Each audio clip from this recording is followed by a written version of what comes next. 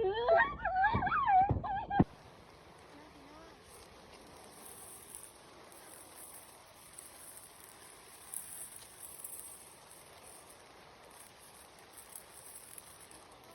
ล้วน้องเขาเจ็บคอ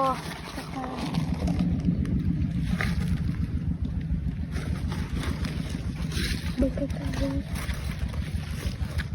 หอมแบบ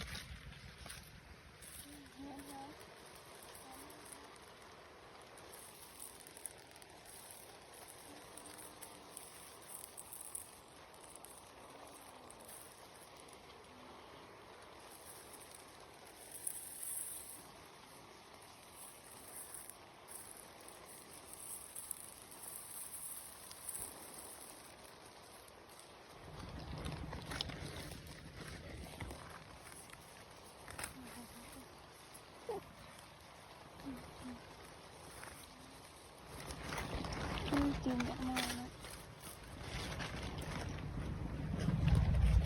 เด็กนี่ขอเก็บไว้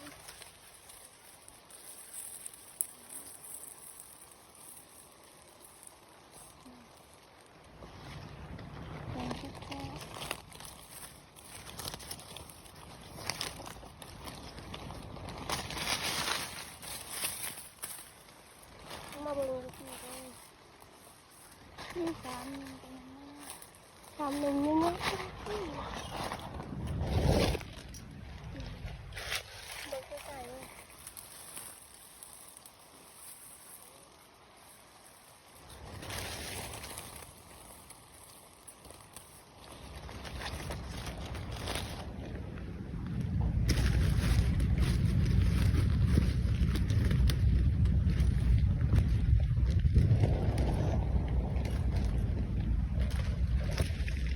ย่าบอกว่าอัดไปอัดนี่มาด้วยลืม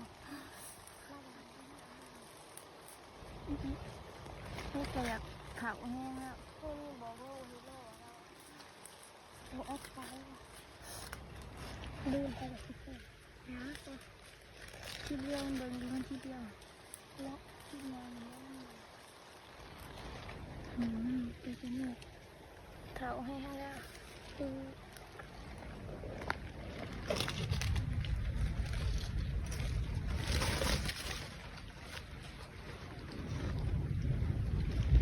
นี่ทันนะ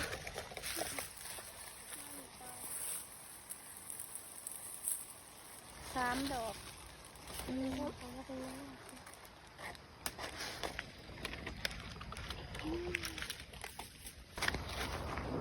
คือกระเห็นพี่น้องยังไม่มีพี่น้อง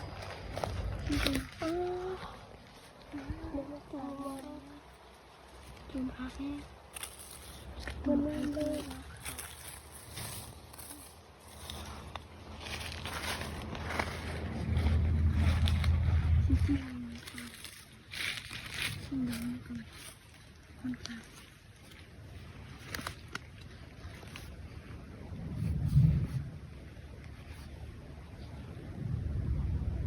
อีกตัวนี้จริงยาก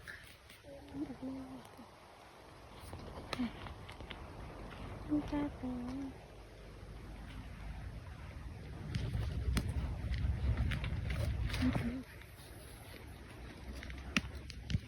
ที่เราโชว์กล่องด้วย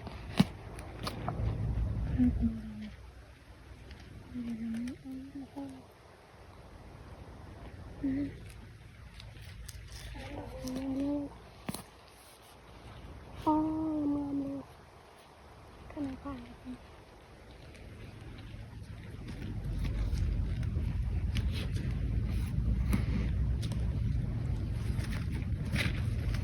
ตัวมากเลยค่ะ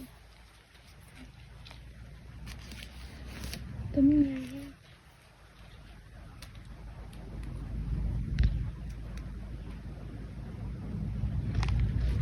มันตัวนี้หายไปเลยแล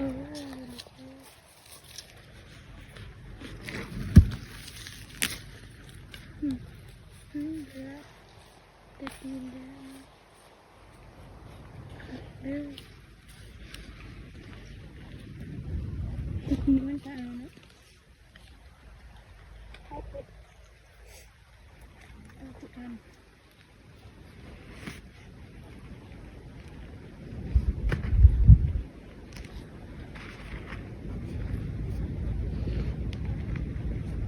กินหน้าวัดใหม่เลยนี่เกิดตามน้ำไหลดูชัดเลย